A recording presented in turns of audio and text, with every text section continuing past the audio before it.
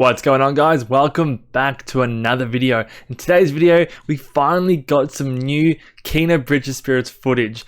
So I'm going to be breaking it down. We're going to be going through everything that you may have missed. If you do like the video, please go ahead, like, comment, subscribe. But I'm going to be jumping over to voiceover mode, and we're going to be breaking down the entire trailer, talking about the new abilities, new enemies, new locations. Again, things you may have missed. And if I missed anything, you let me know down in the comments down below. But enough talking, let's just jump right into it. I'm going to jump into voiceover mode and we're going to break it down. Now, this new footage came to us today at the State of Play event held by PlayStation. And it opens up with a light that turns into a rot that jumps onto Kena, and we finally hear her voice. A lot of people thought that she was going to be a silent protagonist, as we'd never have heard her before.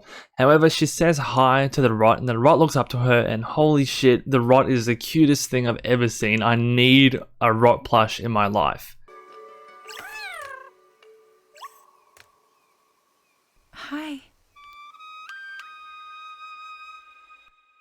The music kicks in, and just on the music alone, the sound design is amazing. It just sells the world, it creates a unique atmosphere, and it just complements the visuals. We see Kena running around the environment we've seen before, and we also see her swimming, which I think is the first time we've actually seen her swim in any footage. And we also see the rot helping her move a platform, which we kind of saw in the last trailer. We're told by what looks to be an elder of this village that the rot are very fond of Kena, and that they're usually quite timid. Kena says, "Hello, spirit, I seek passage to the sacred mountain shrine."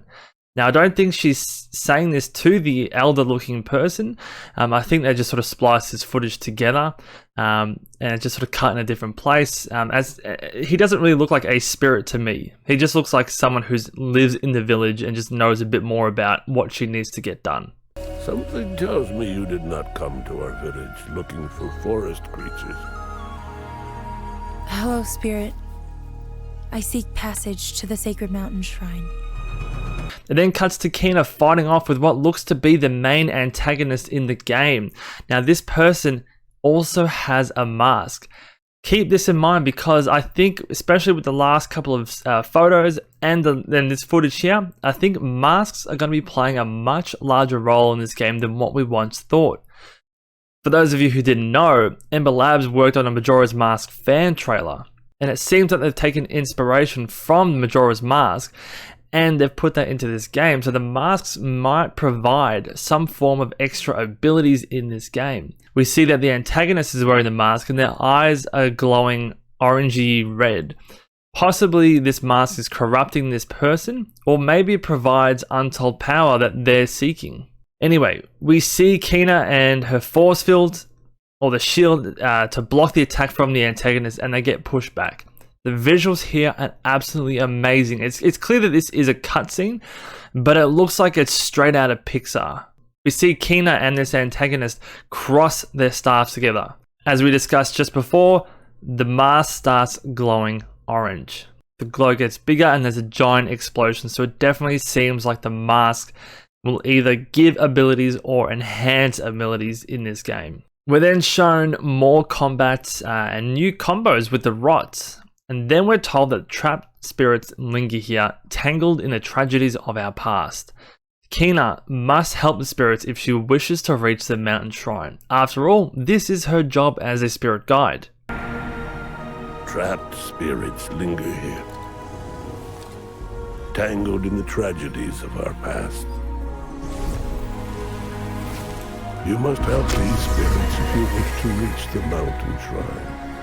We then see that same character from that last trailer holding that lantern. Now, I didn't think this was Kena. I thought it may have been her mum, and they might have been setting up for some kind of backstory about, her not knowing her parents or something like that. But we actually see at the end of this trailer that this person is walking through a corrupted area of land, and the roots from these trees are starting to pull her into the ground. I found it so creepy and unsettling. And then she gets engulfed and turned into this large enemy. I felt so sorry for this person because you can see them struggling, trying to fight the corruption, but they just get engulfed. In this fight, we also see the rot helping and using a few more extra moves that we haven't seen before. I just hope that if we kill this enemy, you're not also killing the person that was engulfed as well. That would be pretty dark. That also raises a question. These bigger enemies, or anyone that looks to be from, I guess, tree roots or anything that looks like a tree, were these actual people in this area beforehand? Were all the enemies people beforehand and the corruption just turned them into evil enemies? If that's true, this game is going to be a lot darker than what I thought. Moving on, we see another person with a mask, however this time it has purple accents. They shoot up this yellow energy thing and it's cut together to look like Kina catches that. I'm not sure if that's an actual splice of two very different scenes or if it's together. But either way, you see a different color mask. And again, that might be another set of abilities. We get more combat and we see the abilities play out in real time. We see the shield again. We see a double jump, firing arrows when the time is slowed down. We get new environments, new enemy types. And we also see this bull. Now, I first thought that this bull was an enemy. However, if you notice, its eyes are blue. It's the same color as Kina. It's the same color as Kina's staff. To me, Kina's color in this game is blue. Everything she interacts with is basically blue. And the color of this bull's eyes are blue. If you look at all the other enemies, their eyes are red because the red indicates corruption. So it looks like there might be a chance in this game that we have mounts and rideable animals. If this is the case, I cannot wait. If you can ride this bull in this game, sign me up, pre-order right now. Let's go. We then get some new areas and again, more abilities shown off. As I said, Kina's color is blue and it looks like she can interact with this land environment with the blue crystals. It seems that she can manipulate the portions of the environment to help her traverse these gaps. And again, her color is blue, so I think anything that has blue in the game, she's going to be able to interact with to some capacity. We also see her scuttling across this fenced area. And we're also given more combat with even more abilities. We see the rot have formed into what looks to be a lion's head.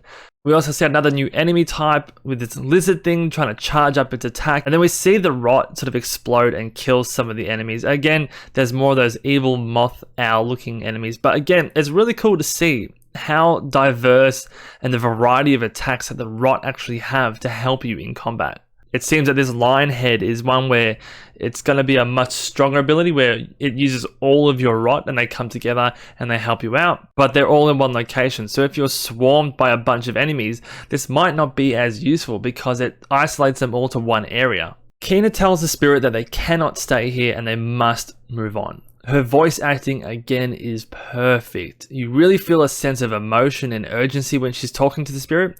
It comes across as tragic and it's also so powerful. You cannot stay here, spirit. You must move on. She then puts on this mask and it starts to glow blue. Again, hinting to the fact that the masks in this game are going to be providing some kind of power upgrade or ability. We're then told that the path of the spirit guide is a lonely one, and we're given a release date of the 24th of August 2021. Now, I'm not sure why PlayStation are saying this is an exclusive PlayStation game. It's not. It's coming to the PC, and I think that's how I'm going to be playing it because I don't have a PlayStation 5. I've got a much stronger PC, so I think I'm going to be playing it on the PC.